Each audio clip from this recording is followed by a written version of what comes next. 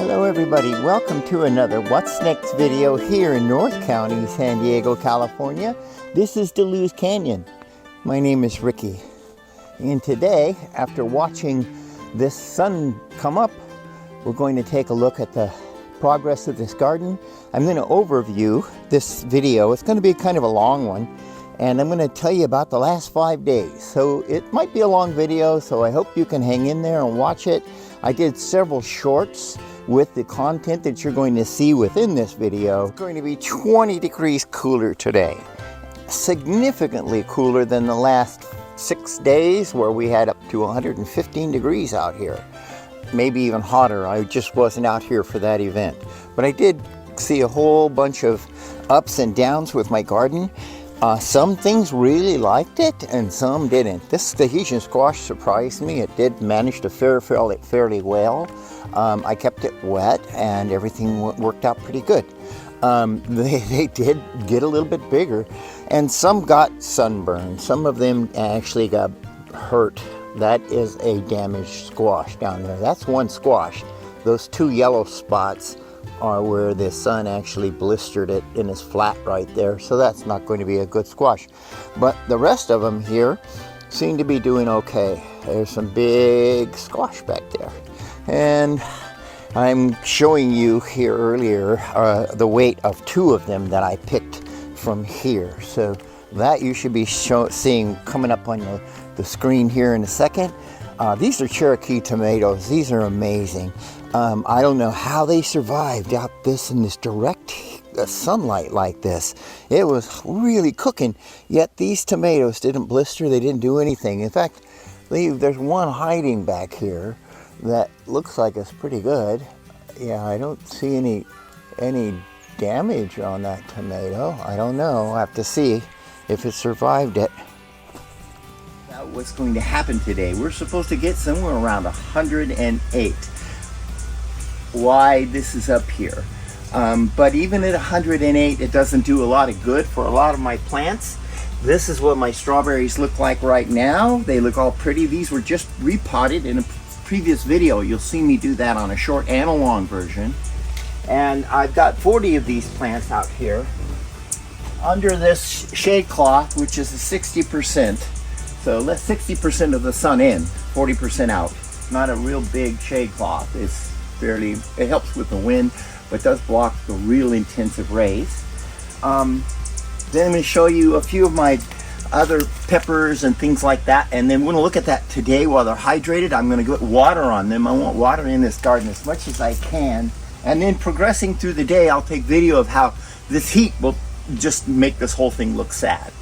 And that's how we're going to start the video, and I don't know how we're going to end it. So let's get going.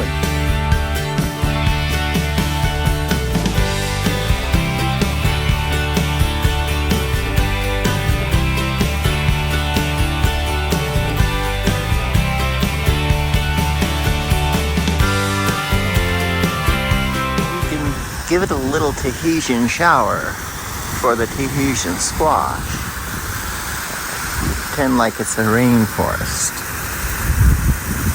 And we'll see if it perks up in a half hour.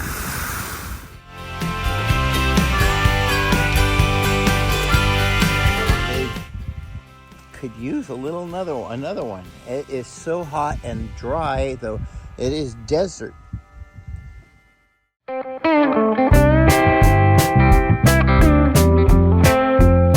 My airlock here, and we're heading out for the farmer's market.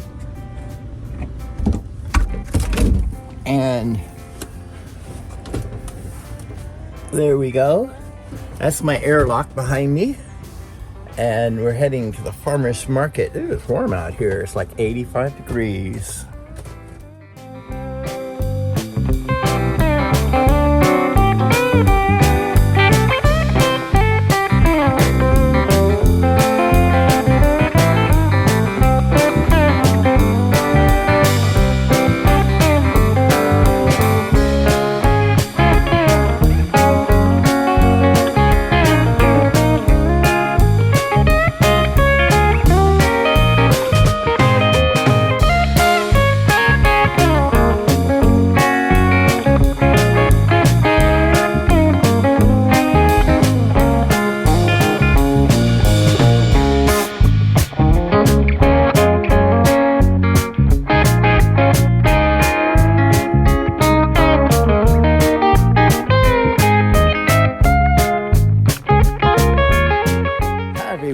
I think this is the last day of our heat wave. It was supposed to be yesterday, but now they're saying it's today, 105 again today.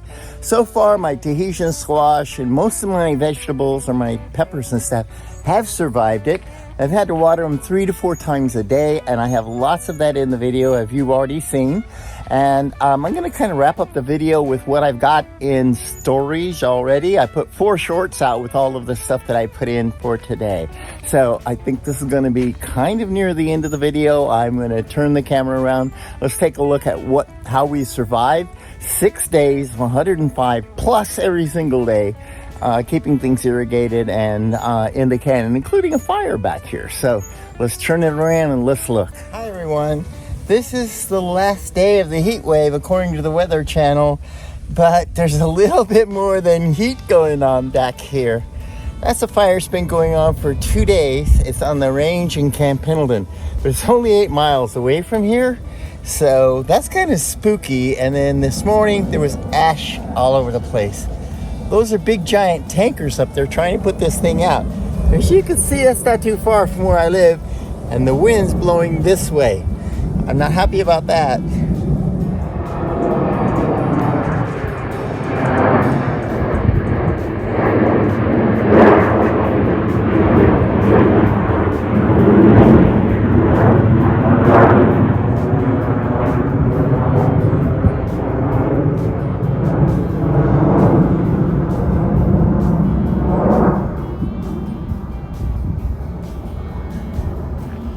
Did do a little damage to the actual fruit here on this pepperoncini plant. I had to pick a whole lot off because they actually got real withered up, and it couldn't handle the temperature and take up enough water. I tried to keep it wet, but it didn't do real well in that long prolonged heat. Had it just been a day or two, I think they would have been fine, but that prolonged heat really messed them up. But then on the other hand, it decided that it would bloom a whole nother set. So this whole top here is full of buds. There's going to be a whole bunch more of pepperoncinis in just a couple weeks. Something else that I was a little surprised about was this passion fruit. Now I've had this for about 1.5 years, 2 years. It's been in the ground just this summer, and this is what it's done. It's just a small plant, but it's grown hugely. And what I have discovered is that this thing was just growing everywhere. It wanted to grow out and up, and so I weaved it in. I've weaved this plant all throughout this wire mesh that's behind it, and I have previous videos, you'll see this thing. But what I found out was that if I cut the tops off, this thing was going crazy. It just wants to run and run and run and take its tentacles that look like this, and it just goes and goes. And in 2 days, it's like 3 feet away. But I figured that I wanted to stop it from doing that. I don't want it climbing any more than this right now. So I clipped the tops off of all of these climbers. Then 3 days later, they started putting out flowers, which are going to be passion fruit.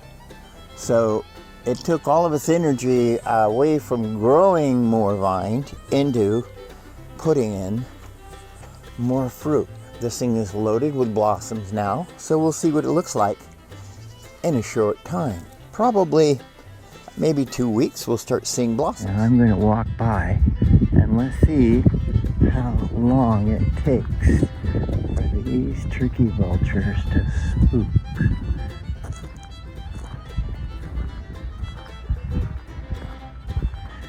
How long do you think it'll take before these birds, these turkey vultures, decide they don't like me to get any closer? Let's see.